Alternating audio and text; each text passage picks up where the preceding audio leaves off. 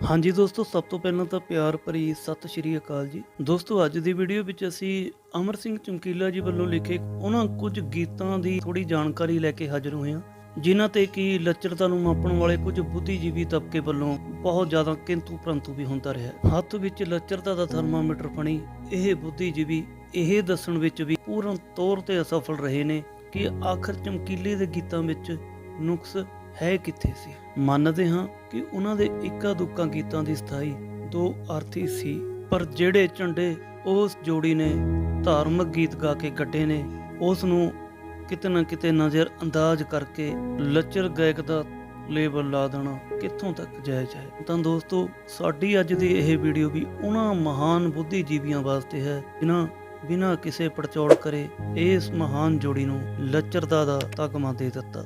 ਅਮਰ ਸਿੰਘ ਚਮਕੀਲੇ ਵਰਗੇ ਸਾਹਿਤਕਾਰ ਸਦੀ ਵਿੱਚ ਇੱਕ ਵਾਰ ਹੀ ਪੈਦਾ ਹੁੰਦੇ ਹਨ। ਉਸਨੇ ਜੋ ਵੀ ਲਿਖਿਆ ਸਰੋਤਿਆਂ ਨੇ ਉਸ ਨੂੰ ਰੱਜਮਾ ਪਿਆਰ ਦਿੱਤਾ। ਸ਼ਾਇਦ ਉਹ ਪਹਿਲਾ ਕਲਾਕਾਰ ਹੋਵੇਗਾ ਜਿਸ ਦੇ ਰਿਕਾਰਡ ਹੋਏ ਸਾਰੇ ਦੇ ਸਾਰੇ ਗੀਤ ਹੀ ਹਿੱਟ ਹੋਏ ਹੋਣ। ਉਸਨੇ ਆਪਣੇ ਗੀਤਾਂ ਵਿੱਚ ਠੇਠ ਪੰਜਾਬੀ ਮਲਵਈ ਭਾਸ਼ਾ ਦੀ ਵਰਤੋਂ ਕੀਤੀ ਹੈ। ਪੰਜਾਬੀ ਰਿਸ਼ਤਿਆਂ ਵਿਚਲਾ ਹਾਸਾ ਠੱਠਾ ਤੇ ਸਮਾਜਿਕ ਬੁਰਾਈਆਂ ਨੂੰ ਉਸਨੇ ਆਪਣੇ ਹੀ ਢੰਗ ਨਾਲ ਗੀਤਾਂ ਵਿੱਚ ਪਰੋ ਕੇ ਸਰੋਤਿਆਂ ਦੀ ਕਚਹਿਰੀ 'ਚ ਪੇਸ਼ ਕੀਤਾ। ਉਸਨੇ ਉਹੀ ਗੀਤ ਰਿਕਾਰਡ ਕਰਵਾਏ ਜੋ ਗੀਤ ਉਸਨੇ ਪਹਿਲਾਂ ਅਖਾੜਿਆਂ 'ਚ ਗਾਏ ਤੇ ਉਸਨੂੰ ਸਰੋਤਿਆਂ ਤੋਂ ਭਰਵਾਂ ਹੁੰਗਾਰਾ ਮਿਲਿਆ।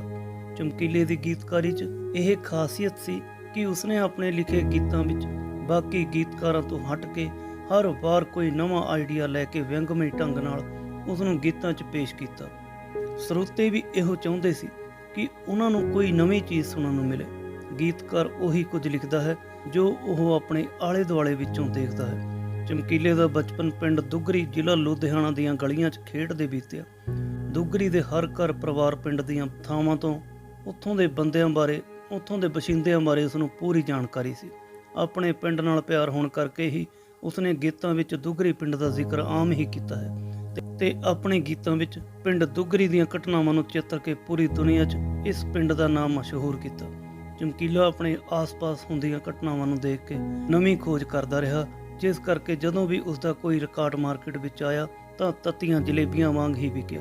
ਪਰ ਲੱਚਰਤਾ ਮਾਪਣ ਵਾਲੇ ਕੁਝ ਬੁੱਧੀਜੀਵੀਆਂ ਵੱਲੋਂ ਉਸ ਦੇ ਇੱਕਾ ਦੁੱਕਾ ਗੀਤ ਤੇ ਕਿੰਤੂ ਪਰੰਤੂ ਵੀ ਕੀਤਾ, ਜਿਵੇਂ ਆਟੇ ਵਾਂਗੂ ਗੁੰਨਤੀ ਅਤੇ ਸਿਖਰ ਦੁਪਹਿਰੇ ਨਹਾਉਂਦੀ ਸੀ। ਪਰ ਅਸਲ ਵਿੱਚ ਚਮਕੀਲਾ ਇਹ ਗੀਤ ਵੀ ਕਦੇ ਨਾ ਲਿਖਦਾ ਜੇਕਰ ਉਸਦੇ ਸਮਕਾਲੀ ਤੇ ਪਹਿਲਾਂ ਦੇ ਕਲਾਕਾਰ ਪੱਥਰ ਅਤੇ ਪਲਾਸਟਿਕ ਦੇ ਰਿਕਾਰਡਾਂ 'ਚ ਲੱਚਰ ਗੀਤ ਨਾ ਪੇਸ਼ ਕਰਦੇ। ਬਹੁਤ ਸਾਰੇ ਗੀਤਕਾਰ ਕਲਾਕਾਰ ਇਸ ਦੁਨੀਆ 'ਚ ਆਏ ਤੇ ਚਲੇ ਗਏ, ਪਰ ਚਮਕੀਲੇ ਦੀ ਚਮਕ ਕਦੇ ਫਿੱਕੀ ਨਹੀਂ ਪਈ ਤੇ ਸ਼ਾਇਦ ਰਹਿੰਦੀ ਦੁਨੀਆ ਤੱਕ ਉਸ ਦਾ ਕੋਈ ਵੀ ਮੁਕਾਬਲਾ ਨਾ ਕਰ ਸਕੇ। ਪਹਿਲੇ ਨੰਬਰ ਤੇ ਅਸੀਂ ਗੀਤ ਲਵਾਂਗੇ ਬੁੱਢੀ ਘੋੜੀ ਲਾਲ ਲਗਾਮਾਂ। ਦੋਸਤੋ, ਛੜਿਆਂ ਦੀ ਸਾਡੇ ਸਮਾਜ ਵਿੱਚ ਭਰਮਾਰ ਰਹੀ ਹੈ। ਇਹ ਆਮ ਹੀ ਘਰਾਂ ਵਿੱਚ ਸੀ ਕਿ ਕਿਸੇ ਦੇ 4 ਜਾਂ 5 ਪੁੱਤ ਹੋਣ ਤਾਂ ਉਹਨਾਂ ਵਿੱਚੋਂ ਸਾਰੇ ਵਿਆਹੇ ਜਾਣ ਪਰ ਇੱਕ ਕੁਆਰਾ ਰਹਿ ਜਾਏ। ਆਪਣੀ ਮਾਨਸਿਕ ਤ੍ਰਿਪਤੀ ਲਈ ਉਸ ਬੰਦੇ ਨੇ ਕਦੇ ਤੀਵੀਆਂ ਨੂੰ ਚੋਰੀ ਦੇਖਣਾ, ਹਮੇਸ਼ਾ ਅਜਿਹੇ ਮੌਕੇ ਦੀ ਤਲਾਸ਼ ਵਿੱਚ ਰਹਿਣਾ ਕਿ ਕਦੋਂ ਕੁੰਡ ਕੱਢ ਕੇ ਤੁਰੀ ਫਿਰਦੀ ਭਰਜਾਈ ਦਾ ਪੱਲਾ ਮੁੱਖ ਤੋਂ ਸਰਕੇ ਤੇ ਉਹ ਉਸਦਾ ਦੀਦਾਰ ਕਰ ਸਕੇ। ਤੇ ਕਦੇ ਪਿੰਡ ਦੇ ਆਪਣੇ ਹਾਣੀ ਮੁੰਡਿਆਂ ਦੇ ਕੁੱਛੜ ਨਿਆਣਾ ਦੇਖ ਕੇ ਉਸਦਾ ਜੀ ਵੀ ਲਲਚਾਉਣਾ ਕਿ ਮੇਰਾ ਵੀ ਕਿਸੇ ਤਰ੍ਹਾਂ ਵਿਆਹ ਹੋ ਜੇ। ਲੰਡੇ ਨੂੰ ਖੁੰਡ 100 ਕੋ ਵਲ ਪਾ ਕੇ ਮਿਲ ਹੀ ਜਾਂਦਾ। ਉਹ ਚਾਹੁੰਦਾ ਹੈ ਕਿ ਕੁਆਰੀ ਨਹੀਂ ਤਾਂ ਕੋਈ ਸੈਕਿੰਡ ਹੈਂਡ ਜਨਾਨੀ ਹੀ ਮਿਲ ਜੇ। ਇਸ ਗੀਤ ਵਿੱਚ ਮਾਂ ਨੇ ਆਪਣੇ ਪੁੱਤਰ ਨੂੰ ਇੱਕ ਮਿੱਠੀ ਜਿਹੀ ਗਾਲ ਵੀ ਕੱਢੀ ਹੈ ਜਦੋਂ ਉਸਦਾ ਮੁੰਡਾ ਕੋਈ ਤੋਕੜ ਜਿਹੀ ਤੀਵੀਂ ਵਿਆਹ ਲਿਆਉਂਦਾ ਹੈ। ਵਿਆਹ ਕੇ ਜਦੋਂ ਮੁੰਡਾ ਘਰੇ ਆਉਂਦਾ ਹੈ ਤਾਂ ਆਉਂਦੇ ਸਾਰ ਹੀ ਉਸਦੀ ਮਾਂ ਟੰਬਾ ਚੁੱਕ ਲੈਂਦੀ ਹੈ ਤੇ ਉਸ ਨੂੰ 2.5 ਮਣ ਦੀਆਂ ਗਾਲਾਂ ਸੁਣਨੀਆਂ ਪੈਂਦੀਆਂ ਹਨ। ਫੁੱਟ ਦਾਦੇ ਮੰਗਾਉਣਿਆਂ ਇਹ ਕੀ ਕਰਤੂਤ ਖੰਡਾ ਦਿੱਤੀ। ਬੁੜੀ ਮੁੰਡੇ ਵੱਲੋਂ ਘਰੇ ਵੱਡੀ ਉਮਰ ਦੀ ਜਨਾਨੀ ਤੇ ਨਾਲ ਇੱਜੜ ਭਾਵ ਨਿਆਣੇ ਘਰੇ ਲਿਆਉਣ ਤੋਂ ਬਹੁਤ ਗੁੱਸੇ ਹੈ, ਪਰ ਗੀਤ ਵਿੱਚ ਮੁੰਡਾ ਆਪਣੀ ਮਾਂ ਨੂੰ ਉਸ ਜਨਾਨੀ ਦੀਆਂ ਸਿਫਤਾਂ ਹੀ ਗਣਾਉਂਦਾ ਰਹਿੰਦਾ ਹੈ। ਦੂਜੇ ਨੰਬਰ ਦੇ ਗੀਤ ਹੈ ਜੀ ਚਸਕਾ ਪੈ ਗਿਆ ਸਾਲੀ ਦਾ ਹਾਏ ਜੀਜਾ ਵੇ ਤੈਨੂੰ। ਸਾਡੇ ਪੰਜਾਬੀ ਸੱਭਿਆਚਾਰ ਵਿੱਚ ਜੀਜਾ ਸਾਲੀ ਦਾ ਰਿਸ਼ਤਾ ਵਿਅੰਗ, ਮਸ਼ਕਰੀ ਅਤੇ ਹਾਸਾ ਠੱਠਾ ਪੈਦਾ ਕਰਦਾ ਹੈ। ਇਸ ਤੋਂ ਪਿਆਰਾ ਰਿਸ਼ਤਾ ਹੋਰ ਕੋਈ ਵੀ ਨਹੀਂ। ਵਿਆਹ ਸ਼ਾਦੀਆਂ ਮੌਕੇ ਸਾਲੀਆਂ ਜੀਜੇ ਨੂੰ ਛੇੜਛਾੜ ਕਰਦੀਆਂ ਹਨ ਤੇ ਸਿੱਠਣੀਆਂ ਦਿੰਦੀਆਂ ਹਨ। ਜੀਜਾ ਕੱਲੜਾ ਕਿਉਂ ਆਇਆ ਵੇ ਤੂੰ ਅੱਜ ਦੀ ਘੜੀ, ਨਾਲ ਭੈਣਾਂ ਨੂੰ ਨਾ ਲਿਆਇਆ ਵੇ ਤੂੰ ਅੱਜ ਦੀ ਘੜੀ। ਜੀਜੇ ਦੀ ਦਿਲੀ ਖੁਆਇਸ਼ ਹੁੰਦੀ ਹੈ ਕਿ ਉਹ ਆਪਣੀ ਸਾਲੀ ਨੂੰ ਆਪਣੇ ਭਰਾ ਨਾਲ ਜਾਂ ਦੂਰ ਨੇੜੇ ਦੇ ਰਿਸ਼ਤੇ ਨਾਤੇ ਵਿੱਚ ਵਿਆਹਵੇ। ਪਰ ਕਈ ਵਾਰ ਇੰਜ ਵੀ ਹੁੰਦਾ ਹੈ ਕਿ ਜਦੋਂ ਸਾਲੀ ਕਿਸੇ ਹੋਰ ਦੇ ਘਰ ਵਿਆਹੀ ਜਾਂਦੀ ਹੈ ਤਾਂ ਜੀਜਾ ਕਿਸੇ ਨਾ ਕਿਸੇ ਬਹਾਨੇ ਸਾਲੀ ਦੇ ਘਰ ਆਉਂਦਾ ਜਾਂਦਾ ਰਹਿੰਦਾ ਹੈ। ਇਸੇ ਕਰਕੇ ਜੀਜਾ ਸਾਡੂ ਤੇ ਦੁਨੀਆ ਦੀ ਨਜ਼ਰਾਂ ਤੋਂ ਓਹਲੇ ਆਪਣੀ ਸਾਲੀ ਤੇ ਹੱਕ ਜਮਾਈ ਕਰਦਾ ਹੈ। ਇਸ ਗੀਤ ਵਿੱਚ ਜੀਜਾ ਸਾਲੀ ਦੀ ਵਾਰਤਾਲਾਪ ਨੂੰ ਚਮਕੀਲੇ ਨੇ ਇੱਕ ਅਲੱਗ ਹੀ ਅੰਦਾਜ਼ ਵਿੱਚ ਪੇਸ਼ ਕੀਤਾ ਹੈ। ਉਸ ਤੋਂ ਅੱਗੇ ਹੈ ਜੀ ਡਰਾਈਵਰ ਰੋਕ ਗਾੜੀ। ਚਮਕੀਲੇ ਦੀ ਕੋਸ਼ਿਸ਼ ਹੁੰਦੀ ਸੀ ਕਿ ਉਹ ਹਰ LP ਰਿਕਾਰਡ ਵਿੱਚ ਆਪਣੇ ਰੱਬ ਵਰਗੇ ਸਰੋਤਿਆਂ ਲਈ ਕੋਈ ਨਵੀਂ ਚੀਜ਼ ਲੈ ਕੇ ਆਵੇ। ਇਸ ਗੀਤ ਵਿੱਚ ਪੰਜਾਬ ਦਾ ਇੱਕ ਡਰਾਈਵਰ ਯੂਪੀ ਵਿੱਚ ਜਾ ਕੇ ਭਈਆ ਰਾਣੀ ਨਾਲ ਵਿਆਹ ਕਰਵਾ ਲੈਂਦਾ ਹੈ ਤੇ ਉਸਦੇ ਘਰ ਇੱਕ ਕਾਕਾ ਵੀ ਹੋ ਜਾਂਦਾ ਹੈ। ਪਿੱਛੇ ਪੰਜਾਬ ਵਿੱਚ ਉਹ ਪਹਿਲਾਂ ਹੀ ਵਿਆਹਿਆ ਹੋਇਆ ਤੇ ਬਾਲ ਬੱਚੇਦਾਰ ਹੈ। ਇਸ ਵਿਸ਼ੇ ਤੇ ਗੀਤ ਲਿਖਣਾ ਚਮਕੀਲੇ ਦੀ ਨਵੀਂ ਖੋਜ ਸੀ। ਅੱਜ ਭਈਆ ਰਾਣੀ ਵੀ ਪੰਜਾਬ ਦਾ ਬਸ਼ਿੰਦਾ ਬਣ ਚੁੱਕੀ ਹੈ। ਇੱਕ ਭਈਆ ਰਾਣੀ ਦੇ ਜਵਾਨੀ ਦੇ ਹਾਵ ਭਾਵ ਪ੍ਰਗਟਾਉਣ ਦੀ ਪਹਿਲ ਸਭ ਤੋਂ ਪਹਿਲਾਂ ਚਮਕੀਲੇ ਨੇ ਹੀ ਕੀਤੀ ਸੀ, ਕਿਸੇ ਹੋਰ ਗੀਤਕਾਰ ਨੇ ਨਹੀਂ। ਇਸ ਗੀਤ ਵਿੱਚ ਹਾਸਾ ਠੱਠਾ ਵੀ ਬੜਾ ਪੈਦਾ ਹੁੰਦਾ ਹੈ। ਡਰਾਈਵਰ ਭਈਆ ਰਾਣੀ ਤੇ ਕਾਕੇ ਲਈ ਨਵੀਆਂ ਚੀਜ਼ਾਂ ਲਿਆਉਂਦਾ ਹੈ, ਪਰ ਜਦੋਂ ਭਈਆ ਰਾਣੀ ਨੂੰ ਉਸਦੇ ਪਹਿਲੇ ਵਿਆਹ ਬਾਰੇ ਪਤਾ ਲੱਗਦਾ ਹੈ ਤਾਂ ਉਹ ਲਾਲ ਬੱਤੀ ਹੋਈ ਦੇਖ ਕੇ ਉੱਥੋਂ ਭੱਜਣਾ ਚਾਹੁੰਦਾ ਹੈ, ਭਾਵ ਉਸ ਤੋਂ ਖਹਿੜਾ ਛਡਾਉਣਾ ਚਾਹੁੰਦਾ ਹੈ। ਅਗਲਾ ਗੀਤ ਹੈ ਜੀ ਸਿਖਰ ਦੁਪਹਿਰੇ ਨਹਾਉਂਦੀ ਸੀ। ਚਮਕੀਲੇ ਨੇ ਆਪਣੇ ਹਰ ਗੀਤ ਵਿੱਚ ਲੋਕਾਂ ਦੀ ਮਾੜੀ ਕਰਤੂਤ ਨੂੰ ਹੀ ਪੇਸ਼ ਕੀਤਾ ਹੈ। ਪੁਰਾਣੇ ਪੰਜਾਬ ਵੱਲ ਝਾਤ ਮਾਰੀਏ ਤਾਂ ਹਰ ਘਰ ਵਿੱਚ ਛੜਿਆਂ ਦੀ ਭਰਮਾਰ ਸੀ। ਛੜਾ ਬੰਦਾ ਨਾ ਗ੍ਰਹਿਸਤ ਵਾਲਾ ਜੀਵਨ ਭੋਗ ਸਕਦਾ ਹੈ ਤੇ ਨਾ ਸਾਧਾਂ ਵਾਲਾ। ਸਾਡੇ ਸਮਾਜ ਨੇ ਵੀ ਛੜੇ ਨੂੰ ਬੁਰੀਆਂ ਨਜ਼ਰਾਂ ਨਾਲ ਹੀ ਵੇਖਿਆ ਹੈ। ਆਪਣੇ ਹਾਣੀਆਂ ਨੂੰ ਗ੍ਰਹਿਸਤੀ ਜੀਵਨ 'ਚ ਦੇਖ ਕੇ ਛੜੇ ਬੰਦੇ ਦੀ ਖੁਆਇਸ਼ ਹੁੰਦੀ ਹੈ ਕਿ ਉਹ ਵੀ ਗ੍ਰਹਿਸਤੀ ਦੀ ਖੁਸ਼ਬੂ ਮਾਣੇ।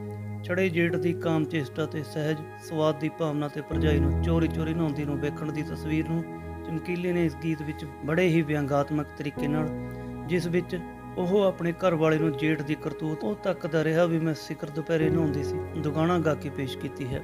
ਚਮਕੀਲੇ ਨੇ ਛੜੇ ਜੇਠ ਵੱਲੋਂ ਖੂਰੇ 'ਚ ਨਹਾ ਰਹੀ ਜਨਾਨੀ ਨੂੰ ਚੋਰੀ ਵੇਖਣ ਦੀ ਕਰਤੂਤ ਨੂੰ ਜੱਗ ਜ਼ਾਹਰ ਕੀਤਾ ਸੀ, ਤਾਂ ਕਿ ਲੋਕ ਸਮਾਜ ਵਿਚਲੀ ਇਸ ਬੁਰਾਈ ਨੂੰ ਗੀਤ ਰਾਹੀਂ ਸੁਣ ਕੇ ਅਜਿਹੇ ਕੰਮ ਕਰਨੇ ਬੰਦ ਕਰਨ। ਰੱਬ ਤੈਨੂੰ ਮੁੰਡਾ ਦੇਵੇ। ਅੱਜ ਭਾਵੇਂ ਸਾਡੇ ਸਮਾਜ ਨੇ ਤਰੱਕੀ ਕਰ ਲਈ ਹੈ, ਪਰ ਹਾਲੇ ਵੀ ਕਈ ਅਨਪੜ੍ਹ ਲੋਕ ਵਹਿਮਾਂ ਭਰਮਾਂ ਤੇ ਸਾਧਾਂ ਦੇ ਚੁੰਗਲ 'ਚ ਫਸੇ ਹੋਏ ਹਨ। ਹਾਲੇ ਵੀ ਲੋਕ ਕਿਸੇ ਕੰਮ ਦੀ ਪੂਰਤੀ ਲਈ ਸਾਧਾਂ ਕੋਲ ਹੀ ਜਾਂਦੇ ਨੇ। ਸਾਡੀਆਂ ਭੋਲੀ ਭਾਲੀਆਂ ਬੀਬੀਆਂ ਤਾਂ ਸਾਧਾਂ ਦੇ ਆਲੇ ਦੁਆਲੇ ਹੋਈ ਰਹਿੰਦੀਆਂ ਨੇ ਤੇ ਮੁੰਡੇ ਦਾ ਵਾਰ ਲੈਣ ਲਈ ਸਾਧਾਂ ਦੇ ਚਰਨੀ ਤੱਕ ਡਿੱਗ ਪੈਂਦੀਆਂ ਨੇ। ਇਸ ਗਾਣੇ ਵਿੱਚ ਚਮਕੀਲੇ ਨੇ ਲੋਕਾਂ ਨੂੰ ਉਹਨਾਂ ਵੇਲੜ ਤੇ ਨਕਲੀ ਸਾਧਾਂ ਤੋਂ ਦੂਰ ਰਹਿਣ ਲਈ ਕਿਹਾ ਹੈ। ਇਸ ਗਾਣੇ ਵਿੱਚ ਸਾਧ ਜਦੋਂ ਬੀਬੀ ਨੂੰ ਪੁੱਤ ਹੋਣ ਦਾ ਵਰ ਦਿੰਦਾ ਹੈ ਤਾਂ ਬੀਬੀ ਅੱਗੋਂ ਉਸ ਨੂੰ ਬੂਬਨਾ ਅਤੇ ਹਰਾਮੀ ਸਾਧ ਕਹਿ ਕੇ ਸੰਬੋਧਨ ਕਰਦੀ ਹੈ। ਚਮਕੀਲੇ ਨੇ ਆਪਣੇ ਗੀਤਾਂ ਵਿੱਚ ਸਮਾਜ ਵਿਚਲਾ ਸੱਚ ਖੁੱਲ੍ਹ ਕੇ ਪੇਸ਼ ਕੀਤਾ ਹੈ, ਜੋ ਲੋਕਾਂ ਨੂੰ ਹਜਮ ਨਹੀਂ ਹੋਇਆ। ਅਗਲਾ ਗੀਤ ਹੈ ਜੀ ਪੇਕਿਆਂ ਦੇ ਘਰ ਮੈਂ ਚੰਗੀ। ਪਤੀ ਪਤਨੀ ਤੇ ਮਾਂ ਵਾਲੀ ਇਸ ਵਾਰਤਾਲਾਪ ਵਾਲੇ ਗਾਣੇ ਵਿੱਚ ਕੁੜੀ ਆਪਣੇ ਪੇਕਿਆਂ ਦੇ ਘਰ ਰਹਿਣਾ ਪਸੰਦ ਕਰਦੀ ਹੈ, ਕਿਉਂਕਿ ਸਹੁਰੇ ਘਰ ਉਸ ਨੂੰ ਉਹ ਸੁੱਖ ਸਹੂਲਤਾਂ ਨਹੀਂ ਮਿਲਦੀਆਂ ਜੋ ਉਹ ਚਾਹੁੰਦੀ ਹੈ। ਨਾ ਘਰ ਵਿੱਚ ਆਟਾ, ਨਾ ਸੌਣ ਲਈ ਕੋਈ ਕੱਪੜਾ। ਉਹ ਤੀਆਂ ਦੇ ਬਹਾਨੇ ਪੇਕੇ ਚਲੀ ਜਾਂਦੀ ਹੈ। ਉਸ ਦਾ ਘਰ ਵਾਲਾ ਉਸ ਨੂੰ ਮਨਾਉਣ ਆਉਂਦਾ ਹੈ ਤਾਂ ਕਿ ਉਹ ਉਸ ਨੂੰ ਘਰ ਲਿਜਾ ਕੇ ਉਸ ਨਾਲ ਵਧੀਆ ਜੀਵਨ ਬਸਰ ਕਰ ਸਕੇ, ਪਰ ਉਹ ਮੰਨਦੀ ਨਹੀਂ। ਉਹ ਤਾਂ ਸਾਰਿਆਂ ਸਾਹਮਣੇ ਇਹ ਕਹਿੰਦੀ ਹੈ ਕਿ ਮੇਰੀ ਸੱਸ ਨੂੰ ਕੋਈ ਸ਼ਰਮ ਨਹੀਂ, ਉਹ ਹਾਲੇ ਵੀ ਨਿਆਣਾ ਜੰਮਣ ਨੂੰ ਫਿਰਦੀ ਹੈ। ਮੁੰਡਾ ਅੱਗੋਂ ਆਪਣੀ ਘਰ ਵਾਲੀ ਨੂੰ ਕਹਿੰਦਾ ਹੈ ਕਿ ਜੇਕਰ 12 ਬੱਚੇ ਪੂਰੇ ਹੋ ਗਏ ਤਾਂ ਇਹਦਾ ਆਪਣੇ ਪਰਿਵਾਰ ਨੂੰ ਹੀ ਫਾਇਦਾ ਹੋਣਾ। ਅਗਲਾ ਗੀਤ ਹੈ ਜੀ ਜੇ ਹੋਵੇ ਢੋਲ ਸ਼ਰਾਬੀ। ਇਸ ਗਾਣੇ ਵਿੱਚ ਸਾਰੀ ਵਾਰਤਾਲਾਪ ਪਤੀ ਅਤੇ ਪਤਨੀ ਵਿਚਾਲੇ ਹੁੰਦੀ ਹੈ, ਜਿਸ ਵਿੱਚ ਔਰਤ ਦੀ ਅਹਿਮੀਅਤ ਅਤੇ ਨਸ਼ਿਆਂ ਨੂੰ ਤਿਆਗਣ ਦੀ ਪ੍ਰੇਰਣਾ ਦਿੱਤੀ ਗਈ ਹੈ।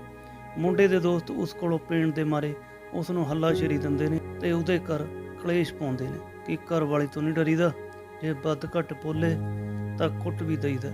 ਕੁੜੀ ਦੀਆਂ ਸਹੇਲੀਆਂ ਵੀ ਉਸ ਨੂੰ ਪਤੀ ਦੀਆਂ ਮਾੜੀਆਂ ਆਦਤਾਂ ਤੋਂ ਨਾ ਪਰੇਸ਼ਾਨ ਹੋਣ ਲਈ ਕਹਿੰਦੀਆਂ ਹਨ।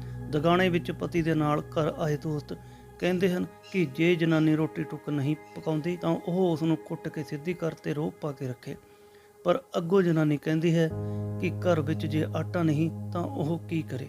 ਜਿਵੇਂ ਜਿਵੇਂ ਗੀਤ ਅੱਗੇ ਚੱਲਦਾ ਹੈ, ਕੁੜੀ ਪਤੀ ਦੀ ਸ਼ਰਾਬ ਤੋਂ ਤੰਗ ਆ ਕੇ ਪੇਕੇ ਜਾਣ ਨੂੰ ਤਿਆਰ ਹੋ ਜਾਂਦੀ ਹੈ। ਇਹ ਗੱਲ ਸੁਣ ਕੇ ਪਤੀ ਵੀ ਡਰ ਜਾਂਦਾ ਹੈ। ਮਾਰ ਲੈ ਹੋਰ ਟਰਾਈ। ਕੁਝ ਲੋਕ ਚਮਕੀਲੇ ਦੇ ਇਸ ਗੀਤ ਨੂੰ ਅਸ਼ਲੀਲ ਮੰਨਦੇ ਹਨ, ਪਰ ਉਹ ਸਾਰੇ ਦੇ ਸਾਰੇ ਗਲਤ ਹਨ।